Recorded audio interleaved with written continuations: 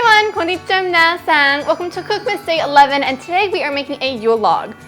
So I've wanted to make a Yule log like my whole life, and I've never actually gotten around to making it. But I think they're so festive and cute. Like, I have no idea why a Yule log is an actual thing. But today's recipe is actually super easy because you don't need to make buttercream or anything. I actually really don't like making buttercream because just like the cleanup process is all like greasy and buttery and just So the little grains on the log are actually made with cake batter, and I've used this technique a few times in my Burberry roll cake and my AlexanderMcQueen roll cake. So I'll have those linked at the end of the video if you're curious. But this is super simple and it's a really cute take on it. So let's get started. Okay, so first, place a sheet of parchment paper into a jelly roll pan and make little slices in the corners so that it fits snugly into the pan. Then lightly grease it with some vegetable oil. Then you want to divide 8 eggs so that you have a bowl with 2 egg whites, a bowl with 6 egg whites, and a bowl with 6 egg yolks. And you're not going to need the remaining 2 egg yolks. Whisk together the 6 egg yolks in a bowl and then add half of the sugar. Beat with a hand mixer until it lightens in color. And then add the water, vegetable oil, and a few drops of vanilla extract and mix together. Sift in 1 1/3 cup of cake flour and mix until the batter thickens and is a ribbon-like consistency. So this might take you around 15 to 20 minutes. And this is going to be called the egg yolk batter. Then spoon 4 tablespoons of the egg yolk batter into a separate bowl.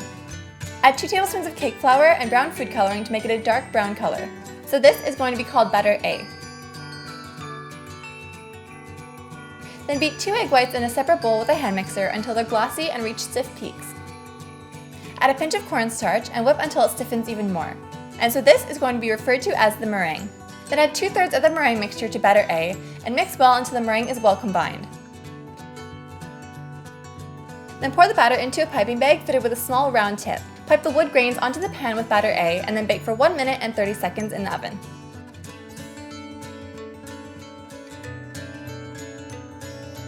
In a separate bowl, beat the other 6 egg whites until they thicken and form a ribbon when the whisk is lifted. Add the remaining meringue and beat until stiff.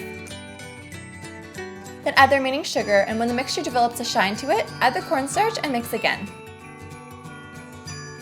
Mix in some brown food coloring to the egg yolk batter to create a light brown / beige colored batter. And so the key is to ensure that this batter is lighter in color than batter A. Then add the mixture with the meringue to the egg yolk batter in 3 batches, mixing well until it's well combined and has a ribbon-like consistency. Then pour the batter into the cake pan and smooth out the surface.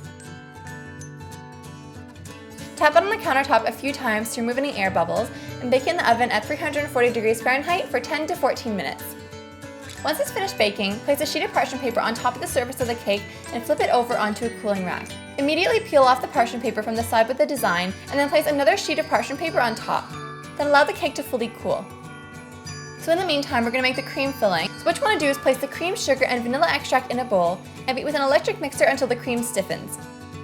Then to make the syrup, just dissolve the sugar in some hot water. Then once the cake has cooled, flip the cake over so that the pattern side is facing down, and then peel off the parchment paper from the non-patterned side.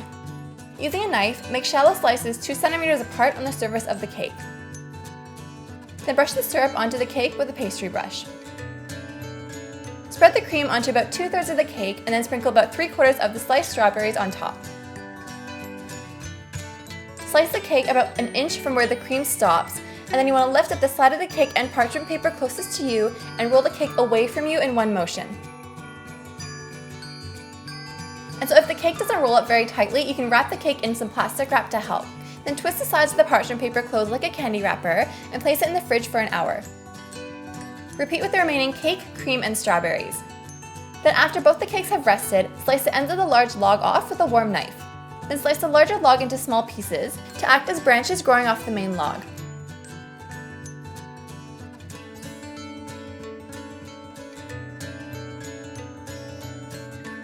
To serve, dollop some of the remaining whipped cream onto a serving platter to look like fresh snow. Place a log on top and dollop some more whipped cream on top.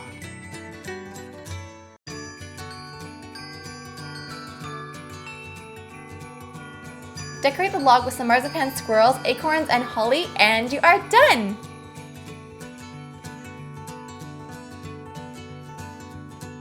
So thank you guys so much for watching. So if you like these little marzipan squirrels, I'm going to be making them in tomorrow's recipe. So make sure to check back tomorrow to see how to make these little squirrels. It's so easy. It's almost easier than I thought it was gonna be. But yeah, so I love you guys so much and I'll see you tomorrow. Bye. So this recipe decorates the cake within the cake. No. So let's get